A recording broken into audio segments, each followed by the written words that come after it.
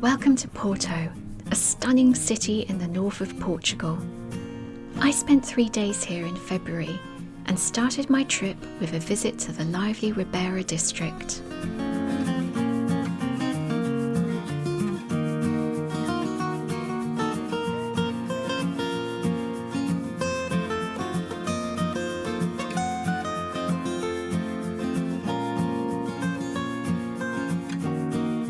The sun was shining and I couldn't resist a boat ride.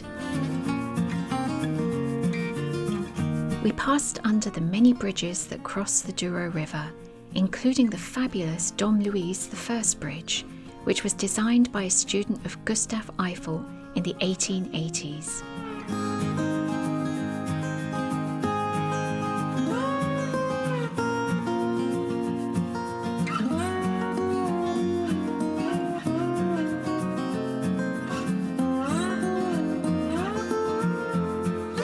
It felt great to be out on the water, and we even got a glimpse of some of the Atlantic rollers at the coast.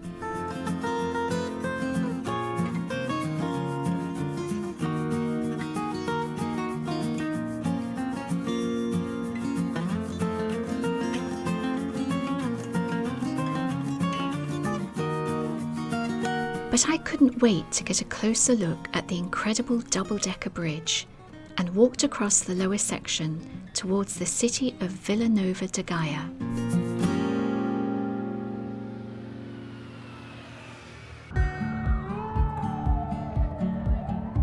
The two distinct cities either side of the Douro River, Porto and Gaia, gave the country of Portugal its name. I bought a bag of delicious roasted chestnuts and ate them on a seat overlooking the river. Of course, this caused a little bit of interest, and I soon gathered some feathered friends.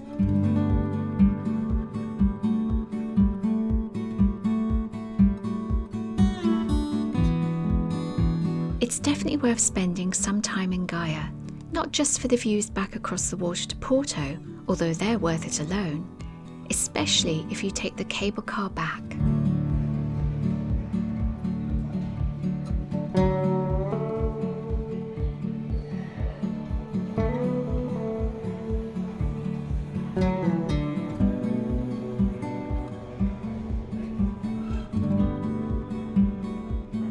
I've got one of these cable cars all to myself.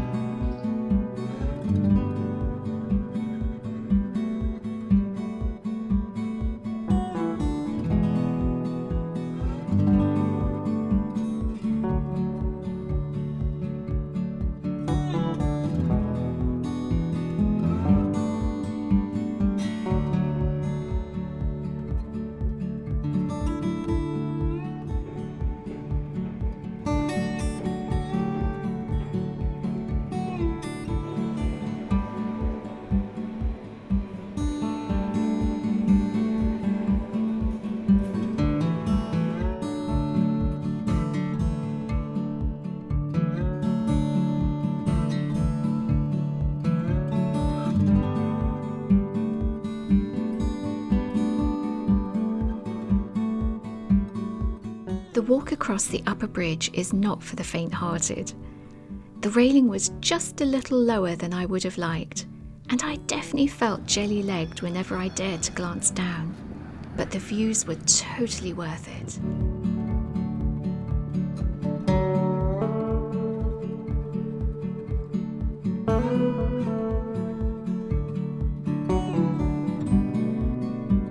From the upper bridge, it's not far to walk to Cathedral Say.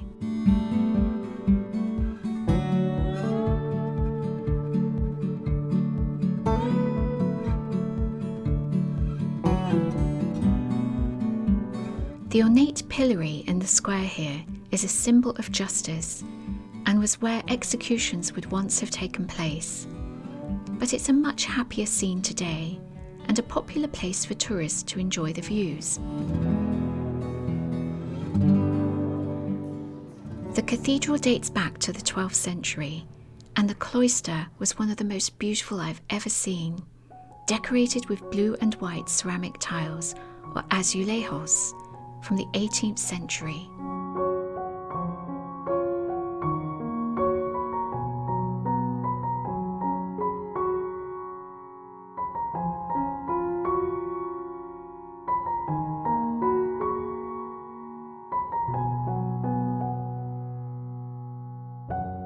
Entering the cathedral was like stepping into the sun itself.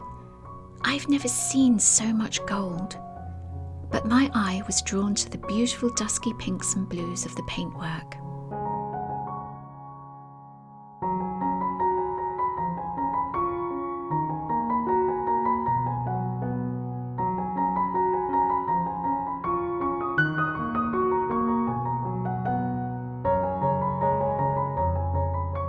The tower provides some of the best views across the red tiled roofs of Porto and is the perfect place to catch your breath.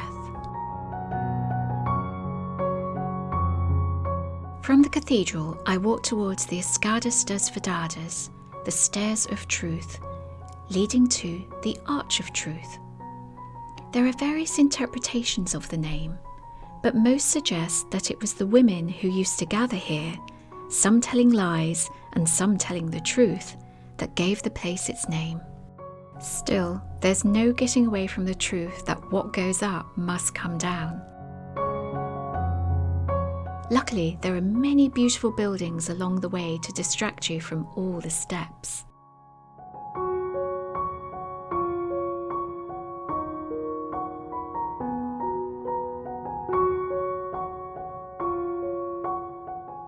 In a city like Porto, it's always important to remember to look up, especially in a street like Rua das Flores. I was staying here in a beautiful blue and white tiled hotel and remembered to look out for something rather unusual. One of the bishops of Porto had an obsession with St. Catherine, who died a horrible death on the Wheel of Knives, and you can spot several wheels in the stonework here. But do look out for the modern art too.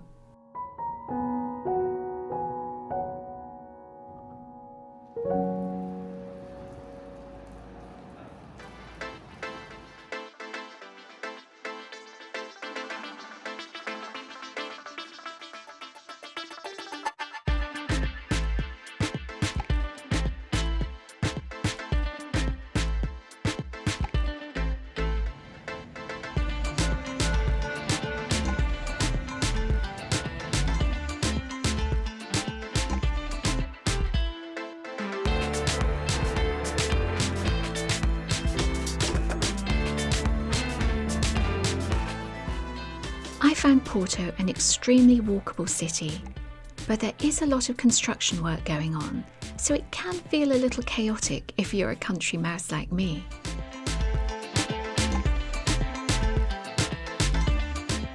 There's one building you definitely shouldn't miss: São Bento train station. It was opened in 1916 and is a UNESCO World Heritage Site. Even if you're not catching a train, do pop in to marvel at the 20,000 stunning tiles which tell stories of the history of Portugal. Very much like the UK, the weather in Porto can be unpredictable. Luckily, there are many wonderful places where you can take shelter. The Majestic Cafe is particularly popular with its beautiful Belle Epoque decor. It was a little crowded for me, so I wended my way to the Toral Palace Hotel, which has a very special room. Florbela Patisserie was named after the Portuguese poet Florbela Espanca, and it was wonderful to spend a little time in this library where the books literally fly off the shelves. I had a slice of almond tart and felt very much at home amongst the books and hats. I was there on a wet weekday in February, but I can easily imagine that this place can get busy.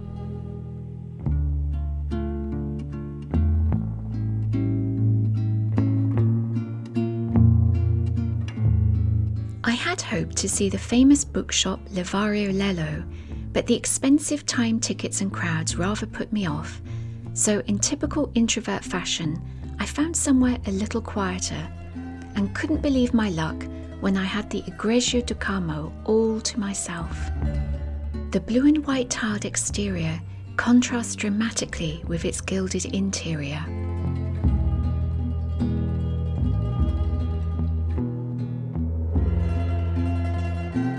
And it houses one of the saddest Marys I've ever seen.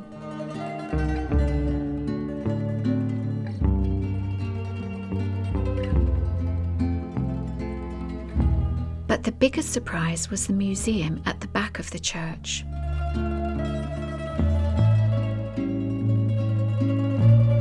A corridor lined with religious paintings leads to one of the most extraordinary rooms in the city.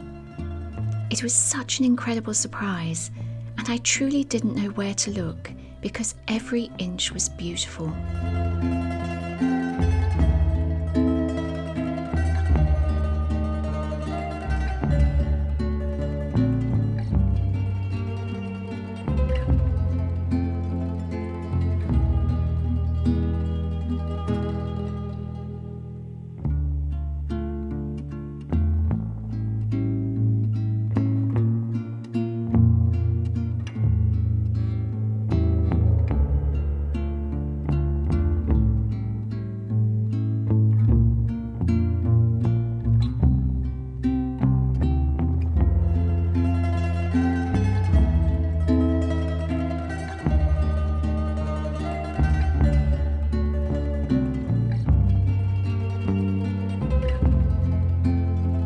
It was time to brave the rain again and find another church, this time the Chapel of Souls, with its stunning tiles paying tribute to two saints, Catherine and Francis of Assisi.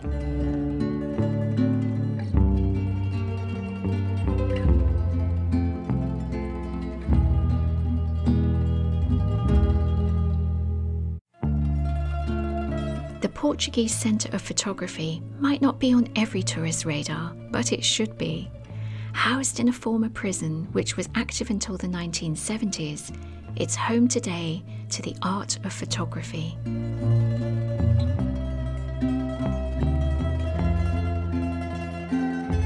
The building dates back to the 18th century and was previously a courthouse as well as a prison. The rooms upstairs exhibit all sorts of photographic equipment, some of which may even look familiar. It felt strange moving around this forbidding building, but there is a wonderful secret on the top floor, some fabulous views over the city. And the best thing about it, other than how quiet it was free of charge to enter. Porto has some lovely green spaces if you need to find a quiet corner. I love these shapely plane trees.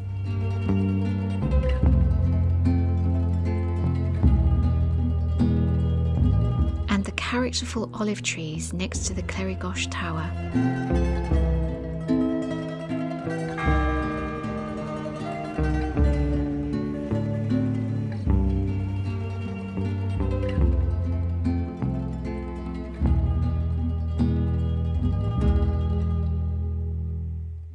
There are many fantastic places to eat in Porto.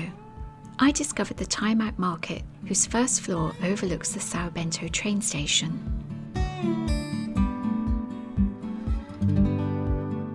There was another interesting market in Gaia, where I grabbed a fresh fruit juice.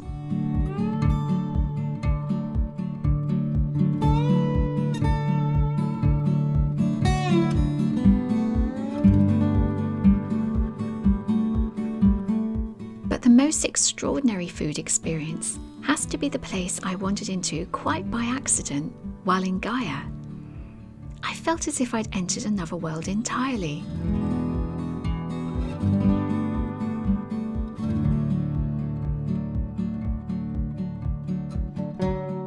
There was even somebody playing an organ. But perhaps it's the pastéis de nata, the egg custard tarts, for which the city is most famous. And I might have sampled half a dozen, just to fuel all the walking I was doing, you understand.